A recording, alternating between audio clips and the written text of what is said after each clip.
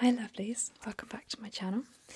So for this video I wanted to kind of play on the theme of my PlayStation games, the haul videos I've done. I don't have any more PlayStation games to go through. Did have a few but I can't remember. I've moved since I did the last video, so I can't remember which last 4 or 5 DVDs didn't make it into the videos. So when I'm bored I will go through and try and figure it out, but this time I thought instead I would go through my DVDs. So I don't have loads. I just have sort of, I don't know, I suppose these are my favourites. These are the ones I've bought over the years, or have been given to me. In fact, yeah, 2 of them were given to me, and I've got more at home, but I don't know. I'm not so worried about them. I haven't wanted to watch them. Whereas these are the films that I can just go to and watch sort of any time. I've also obviously got like films that I've bought online, so they're downloads, which is a bit of a pain because obviously I can't show them to you. But I am developing a PlayStation 4 collection, which is slow in the making. I have 3 games. I think I've got 3. God, my mind's just gone completely blank. I've got Sims 4, Lego Harry Potter, and Rayman. I was going to get Spyro, the trilogy, reimagined trilogy or something, but I've been playing it on the PlayStation 2, so I don't really feel like I need to have that just yet. I was looking online at games to get, because I really struggle with motion sickness, and I just sort of looked on the internet just to see if people had got recommendations for games that also have the same issue. Because I feel like I'm sort of the only one that really, you don't ever hear people talking about it. And there's loads of people that have said, oh, my sister, or even like themselves, they said that I really struggle with it, but really, really want to play games online, and can only like play a couple of games that don't make you feel sick. I mean, obviously, like, you have to get used to a game anyway. I know Spyro, if I don't play that for months and then pick it up, it'll make me feel queasy.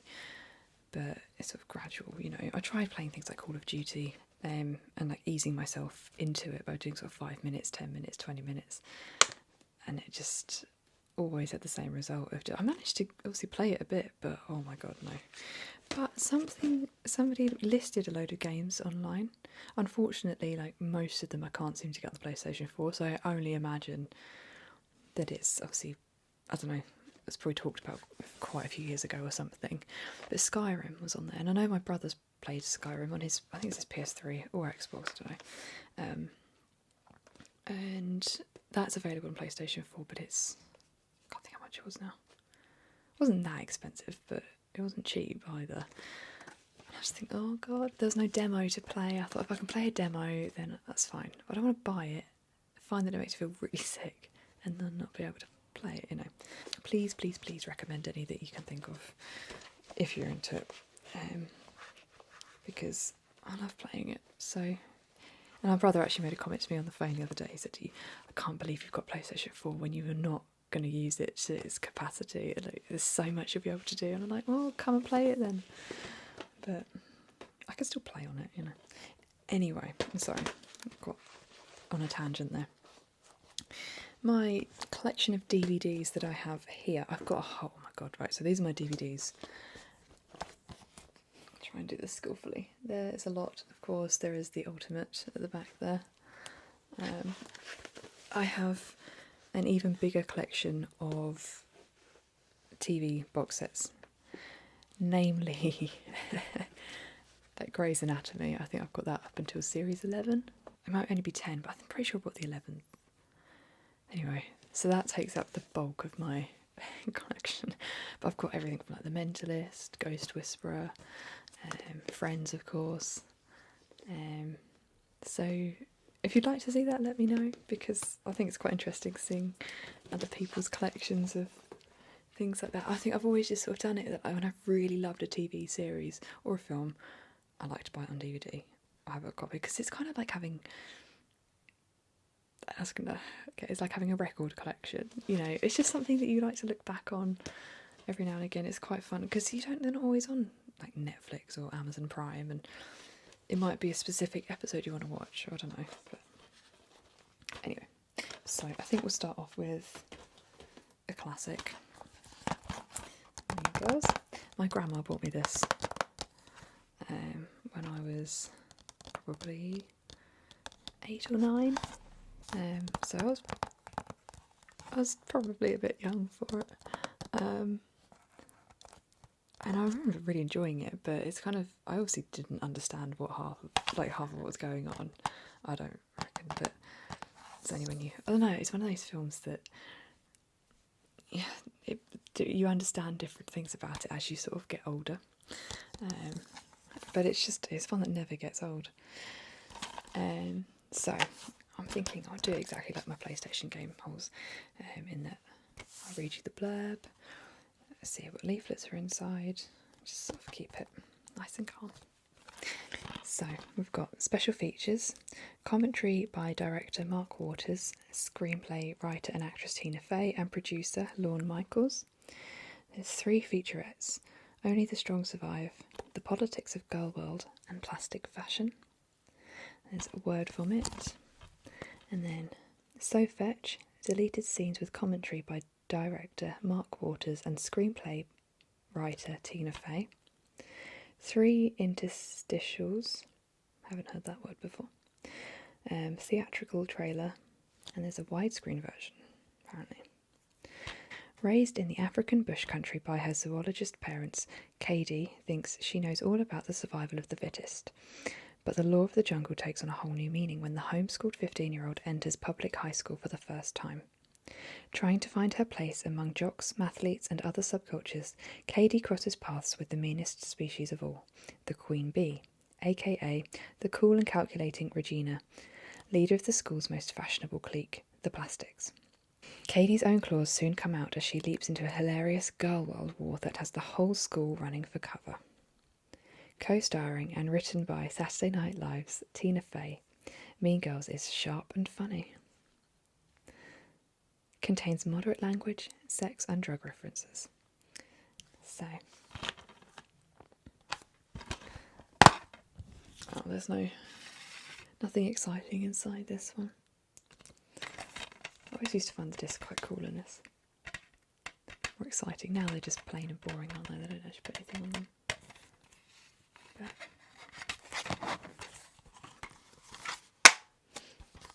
this is a special collector's edition, apparently. I didn't ever notice that. But so that was made in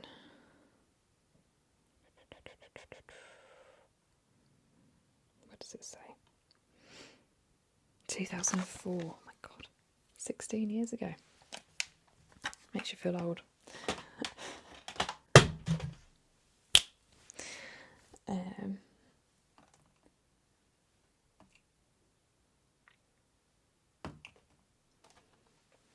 So the next one, another classic. Now I do apologise because some of them are a bit grubby, but they're just old.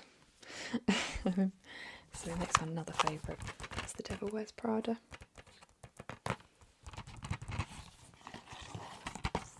Now I do get told all the time that I look like Anne Hathaway. I don't see it. I don't know. There are moments in films, if I watch a film with her in it, I kind of think I can see the resemblance at certain angles. But my mum doesn't see it at all. But I've had complete strangers, complete random people say to me, God, do you know who you look like? And I'm like, Anne Hathaway. They're like, yeah, you've told me before. I'm like, many times.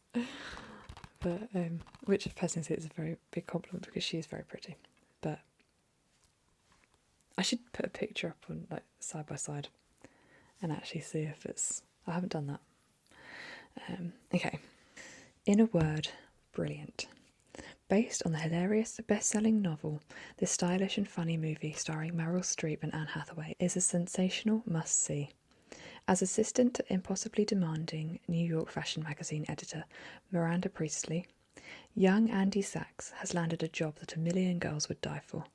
Unfortunately, Her heaven-sent appointment as Miranda's personal whipping girl just might be the death of her.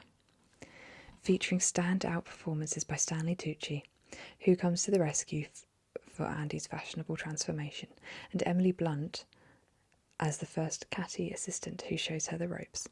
The Devil Wears Prada is a fresh, funny, fabulous masterpiece. Academy Award winner Meryl Streep and Anne Hathaway are sensationally entertaining in every way. That writing is so tiny. You see that? It's just like really, really minuscule. So this has got lots of special features with it. It's got a running commentary of the film's costume designer Patricia Field, the director, writer, editor and photographer. 13 deleted scenes exclusive to the DVD. Gag reel. 6 fabulous featurettes that explore the trip to the big screen, New York City and fashion visionary Patricia Field, Getting Valentino, Boss from Hell, and Dan DeSantini, real-life editor-in-chief. And this one was made in 2006. So, a couple of years later. And that doesn't have anything exciting inside either.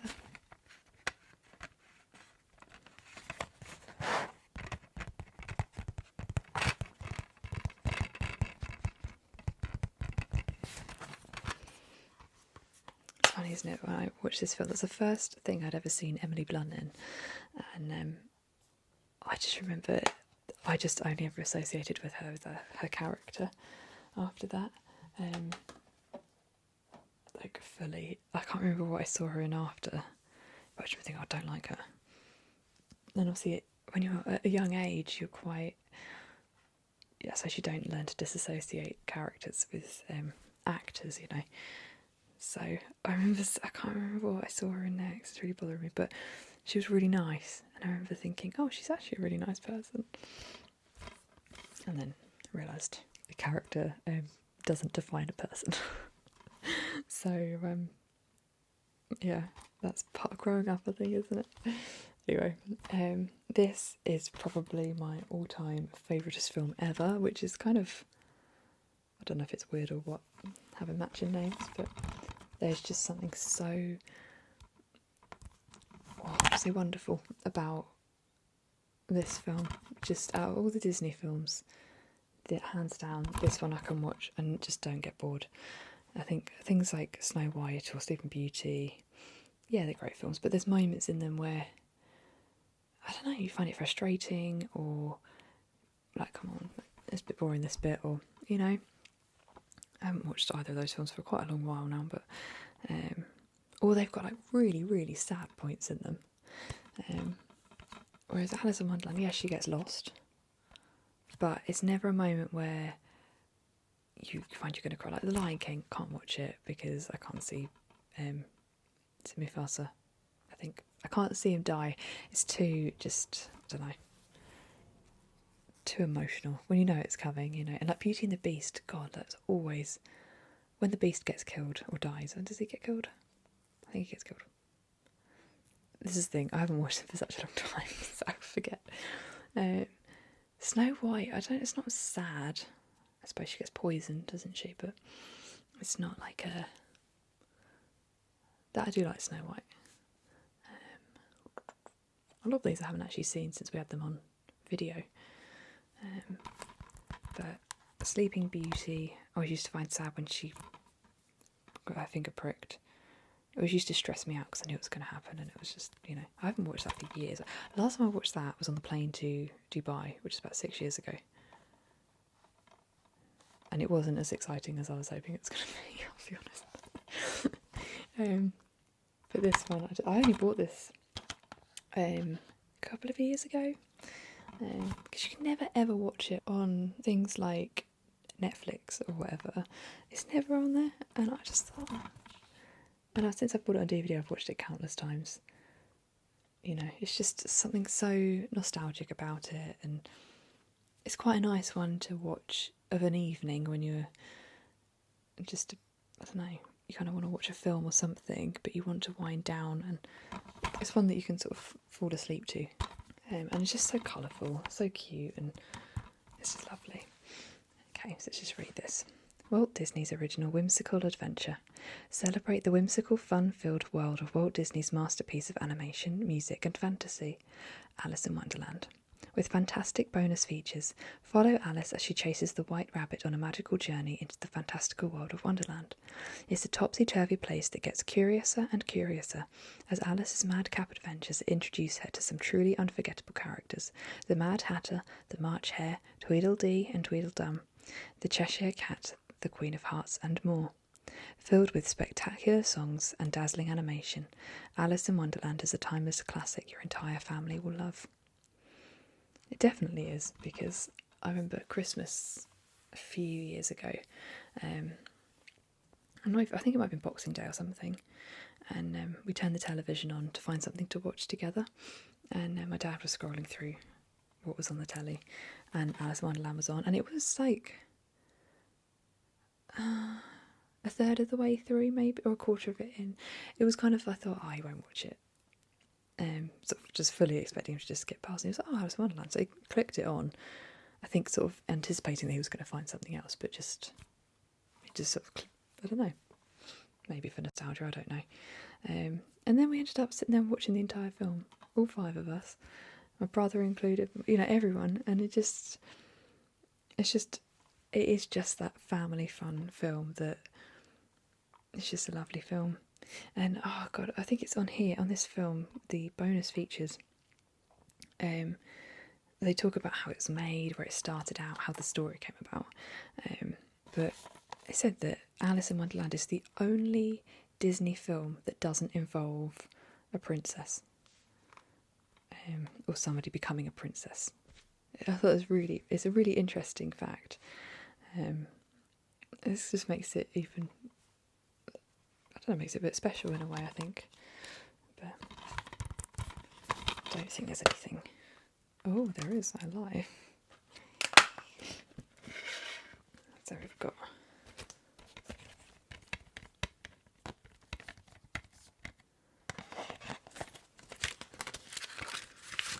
just that, okay. That's disappointing. It's just telling you to join Disney.com.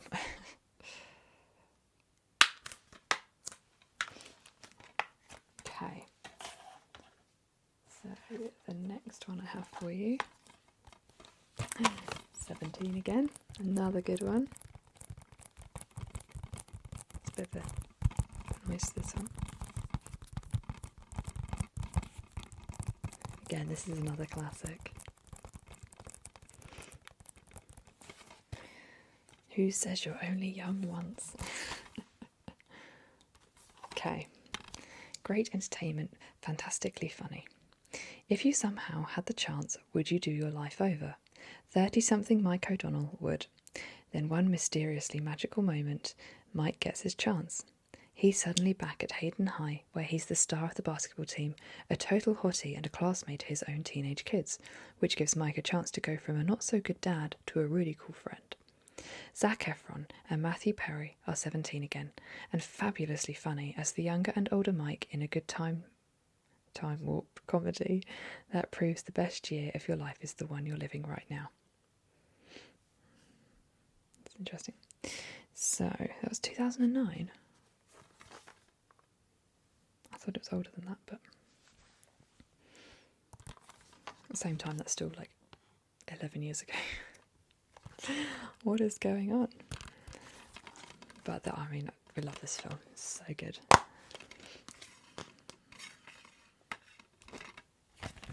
So this is one of the cool DVDs that has one of the booklets with all different DVDs. I used to love that. I used to sit there and just look through them.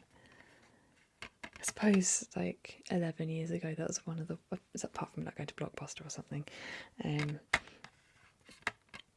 But this is how I used to discover other films, Not that I ever used to really buy any, but it just, I suppose, it's interesting seeing what films are out there. I used to sit and think, oh, I've seen that one. So let's have a look at this. So we've got Over Her Dead Body. No, I did see that. Zack and Miri make a porno. Never seen that one. Mimsy. Before the Devil Knows You're Dead. Never heard of that one. Semi-Pro with Will Ferrell. I never know how to pronounce his surname. I've never seen that. I've seen sort of the trailer for it. I remember it being funny. The Golden Compass. Oh, Yawn Fest. Oh my god. I'm sure some people liked it. I just remember it being such a long film. I didn't sit through it all because it was just so boring. Martian Child. Never seen that. Centrinians. Oh, Centrinians. That I need to get Centrinians on DVD because they are classics. Love them. Classic is the word of the day. Just saying. I've used it so many times in this video already. Space Chimps. God, I remember that being on the telly once. I didn't really watch it. I've got Silk, Rendition, Underworld, August Rush, Shoot 'Em Up. I can't even read that one. Feast of Love or Death Sentence. Lord of the Rings. Oh, see, yeah, we've got them at home. I want to buy them, so I've got a copy because I love them. They probably come in, I would say, favourite film series would be Harry Potter, then probably Lord of the Rings, and then The Hobbit. That's a tie. That's a hard one because obviously you watched The Hobbit before you watched Lord of the Rings, but I just think Lord of the Rings are such good films, and the age of those films, and yet the graphics are so good. I'd actually say the graphics are probably better than The Hobbit. No offence to anyone that was involved. That's a controversial opinion, I'm sure, but I genuinely think it's faultless considering how old they are. They're probably early to mid noughties, aren't they? I don't know. I haven't got them head to toe, so. Dark City, Shadowless Sword, Deception, Bangkok Dangerous, Pride and Glory, Harold and Kumar, Sex and City, the movie. Oh, the movie, the extended cut version. I haven't seen either of those, but all it makes me think of is Gavin and Stacey. My Sassy Girl, Austin Powers Goldmember. I love the Austin Powers series. See, that's another one. Get on DVD. They only ever put like one of the films up on some platform. They never put all three. It's always just one of them, which is so annoying. City of Ember, Journey to the Centre of the Earth. I've never watched that. The Notebook. I've seen that once. Bawled my eyes out. My God. The Women. I've seen that. I have seen that. It was a long time ago. Yeah, I have seen that. I think it was on telly. Appaloosa. Never seen it. Classic thrillers. Ooh, interesting. Okay, Amusement. That looks good. That looks scary. I don't know if you can see that. That does look scary. It really looks good. Whisper. The Deaths of Ian Stone. Pathology. Nobody is Safe. The Texas Chainsaw Massacre. I've never watched them. I feel like they're probably very gory. Dawn of the Dead. Now I've seen Shaun of the Dead. I haven't seen Dawn of the Dead. Final Destination. I've never seen any of the Final Destination films. The Crow or Saw. I wouldn't ever dream of watching Saw. The mean boys at school used to tell me all about the gory details to try and make me pass out because I'm very, very squeamish and will pass out if something's particularly bloody or gory. And it was always in French class. There was two boys in particular. They were actually really nice boys. There's nothing wrong with them, but they just were. They used to get a real kick out of getting me to almost faint, and I would have to leave the room and go to the doctor's office to lay down. Anyway, Ghosts of Girlfriends Past. That is a good one. I've only ever seen that once, but that's really good. Underworld, Rise of the Lycans. Sorry. New in Town, never watched that. Red Cliff. The Reader. I feel like I've seen some of that before. I think I've seen some of it. He's Just Not That Into You. I've seen that. Don't rate it particularly. The Haunting in Connecticut. think I might have seen that. The cover looks really cool. Like, that's my kind of thing. Based on true events. Oh my god, I've got to find that film. It's based on true events. I'm there. Jesus. Bloody love it. Right. So, just added in. My brother, I was on the phone to my brother the other day, and we were talking about films, and on like Netflix and stuff, and like ones we've seen recently, and ones that like, oh, you should watch this or you should try that. Oh, it's gone out of my head what it's called. It's Leonardo DiCaprio. Shutter Island. Shutter Island. It looks so good. And I'd literally added it to my list to watch about 5 minutes before I phoned him. It's like, I'm gonna watch it. So, another classic, I'm going to say again. Willy Wonka and the Chocolate Factory. I always think the cover of this looks so good, and then you watch the film and it's just kind of, I don't know, it's weird. It's like a weird kind of, the nostalgia of seeing the cover is like, oh, I'll watch that film, and then you put it on, it's kind of like, you watch it, sort of, I don't know, I was trying to think when I love it when they get into the suite, the big sort of main like room. There's just something about it, it's just not quite actually the same when you put it on.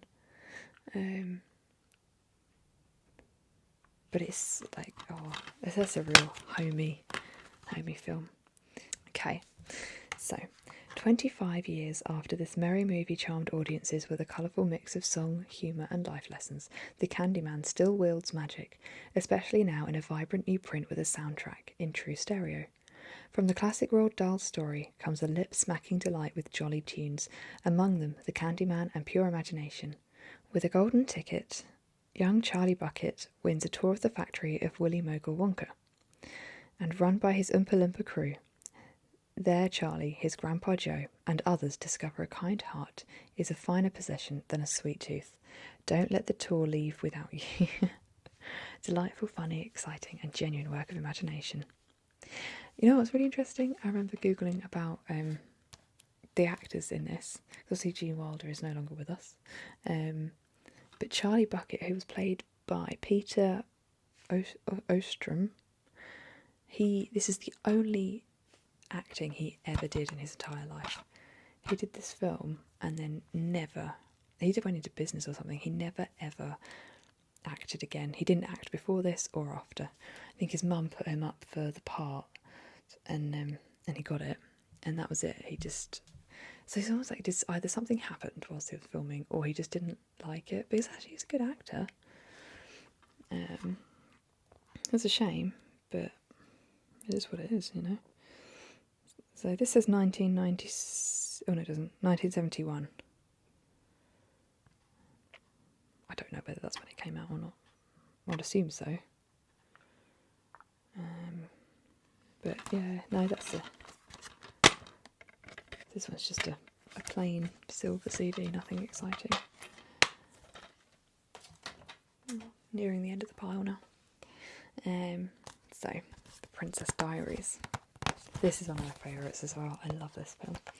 I should visit Anne Hathaway again to think of that. What's really funny is that Julie Andrews, I've always, my nan, I don't know, they're always just trying to think who makes me think of who. The Julie Andrews is a fair bit older than my nan. I think. Assuming so. I don't know, she must be in her 80s. My nan's definitely not in her 80s, so. But it's kind of weird actually when you think that people say that I look a lot like Anne Hathaway, and I feel like my nan looks a lot like Julie Andrews, or Julie Andrews looks like my nan in this. So this doesn't tell you how old the film is when it came out. It must be like 2000 and, I don't know, 2004? Must be around that. Maybe 2003, something like that. I love this film so much. It's another heartwarming one, you know, seeing their bond and their relationship blossom and bloom, and just how they become really close, and it's just really sweet. Yeah, it's nice. Okay, from the director of Pretty Woman and Runaway Bride. I've definitely seen Pretty Woman. I'm pretty sure I've seen Runaway Bride. Academy Award winner Julie Andrews, enchanting newcomer Anne Hathaway, and Hector Elizondo lead a charmed cast in Disney's The Princess Diaries, a hilarious, hip and heartwarming modern-day Cinderella story. Mia Thermopolis is a bright but terribly shy and gawky teenager whose goal in life is to survive each school day with a minimum of attention and embarrassment. Unfortunately, her wish to be invisible is thwarted when her strict grandmother arrives and delivers the shocking news that she's a real-life princess, heir to the throne of Genovia. Furious, the reluctant royal agrees to take princess lessons and make the biggest decision of her life. And so begins a comical transformation towards poise and princessness when she finds herself in the middle of a media storm, jealous schoolmates, and a plot to take over her country. What's also weird is that my nan lives in Geneva. I remember the weird, it's just a weird thing. She's Queen of Genovia. My nan lives in Geneva. She looks like Julie Andrews. And then supposedly I look like Anne Hathaway. I suppose, is that a good side by side? I don't think it's really clear enough, is it? But I don't know. I suppose I kind of can see the resemblance. I just feel like she's much prettier than me. I don't quite understand how, But I think this film is a real, relatable to every teenager to some extent. Unless you're a naturally really outgoing person. I know through school for me it was very much, I don't know, didn't like school really, but anyway. I don't know, it just feels kind of relatable in a way. So the bonus footage on this one is A New Princess, deleted scenes, audio commentaries, Mario music video, Miracles Happen, I love that song, and Crystal Harris music video, Supergirl. Now, if I remember correctly, I remember watching the bonus features on this, and I think, is it Whoopi Gold? Oh no, Whitney Houston. That was it. Whitney Houston produced this, and I only learned that in the last year, because I never really used to watch the bonus features, and then just out of interest I sort of put them on, and I was like, what on earth is Whitney Houston being interviewed for? And then it said produced by. So it's an interesting turn of events, And this one doesn't have anything in either. Probably did at one point and it just got lost. But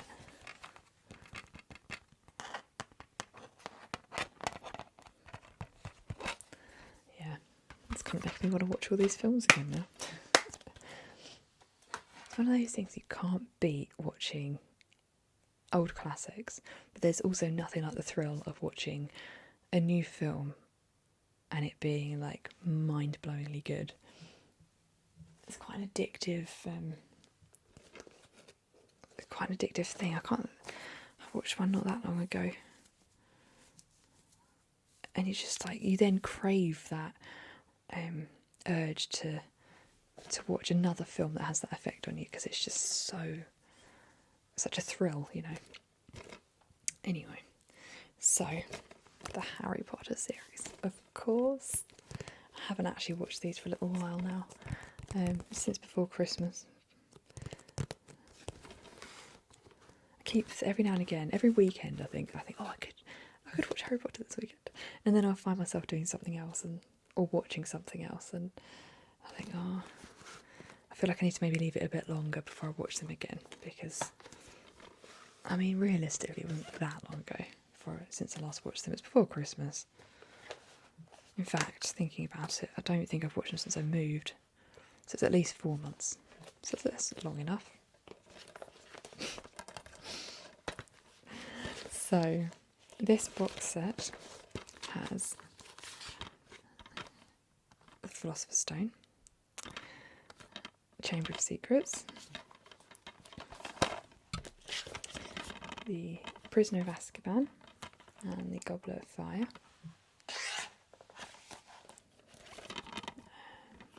The Order of the Phoenix, and the Half-Blood Prince, and then Deathly Hallows Part 1 and Part 2. Now, I bought the box set because when I was still living at home, it was actually well before I moved out, because we didn't have the first or second film because we'd had them on, was it VHS? And then obviously we moved over to DVD, and then we just never bought, I say we, my parents never bought the first two films. So we had everything, in fact we didn't have everything, we had from the third film onwards, so Azkaban, but we lost the Goblet of Fire, and I can't remember how we lost it. There was lots of speculation as to where it ended up, where it'd gone, whether someone had taken it to a friend's house for a sleepover and we just never got it back, or I don't know, but anyway. So we had the third, the fifth, sixth and seventh films. We didn't have the first, second or fourth. And I got to the point where I was just like, oh, I hadn't seen the first two films for years. And I'm just like, you know what? I'm getting it. So I bought, I mean, it wasn't cheap, it was like, I think best part of £30 or something for films that had been out for years, you know. Just felt like I was paying a bit too much for it, you know. But yeah, what I really love is the fact that it's the same sort of cover as the video we had, because again, it's another sort of nostalgic thing. So I see that cover and I think back to my 5th birthday party, because we had it was all like these sorts of blues. It was a Harry Potter themed party, of course, but my mum printed party bags. She bought the bags and bought some printer that you could print onto the plastic party bags, and it was like the Harry Potter logo with the blues and stuff like that. My dad dressed up as Professor Quirrell. My mum was Professor McGonagall. I wanted to be Harry Potter. I didn't want to be Hermione. I was Harry Potter, and my brother was also Harry Potter, which caused a bit of trouble because I thought, there's only one Harry Potter. So I was the real Harry Potter. He was just, you know, and my sister was only, well, she was only a few months old. It was my 5th birthday, and she was a month and a half old. So she can only look at pictures of that incredible event. But oh my god, that was probably the best birthday party I ever had. It was amazing. But now we don't have a description on the cases of these. And I don't think. Oops. Oh, I love the disc for Death was at part 2, yeah. I love that. They're incredible films.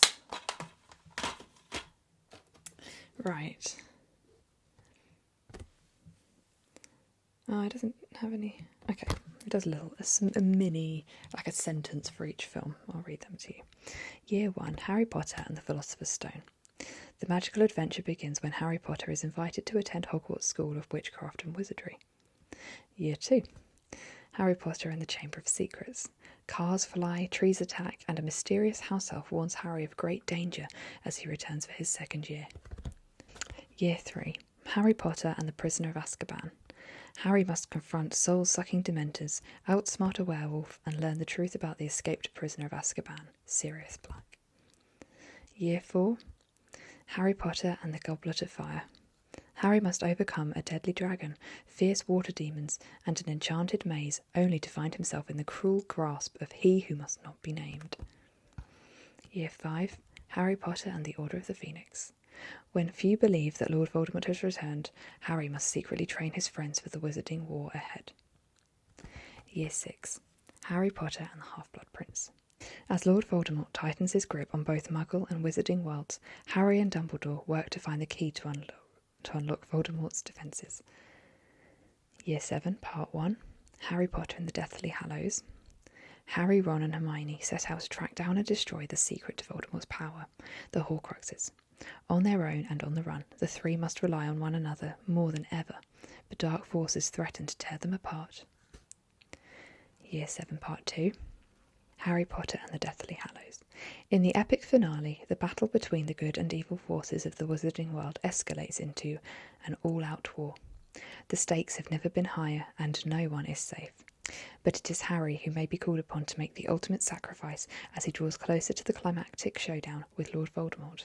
It all ends here.